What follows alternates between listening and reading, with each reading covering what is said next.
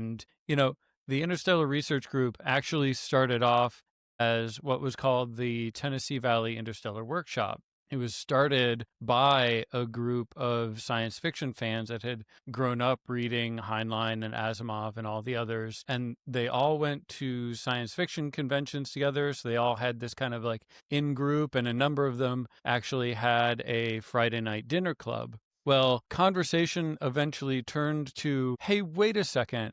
We're all scientists and engineers that work for like Oak Ridge or NASA Marshall in Huntsville, Alabama. What if we actually just like got together in a hotel room one weekend, got some pizza, got some of our fun friends together, and talked about the legitimate possibilities of road mapping towards interstellar travel? And that, took everything from not just the propulsion, but habitat engineering, what would need to happen. And so eventually the group continued meeting. They continued hosting these small conferences, and eventually word got around that this was going on, and somebody from Wichita State University in Kansas had said, hey, I want to hold an interstellar workshop too. And at this time, we were still known as the TVIW, the Tennessee Valley. And so when we started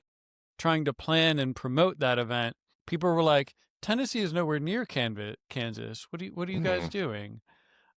And at the Kansas meeting, then somebody said, hey, we want to do this in Arizona at the University of Arizona. And so we were like, okay, apparently the Tennessee thing isn't working anymore. We've got to come up with a new name. Yeah. So that's when we rebranded to the Interstellar Research Group. And so now we host our conferences all over the United States. So, we're really expanding our reach. We're really expanding our scope. And it's a great time to be thinking big about interstellar topics.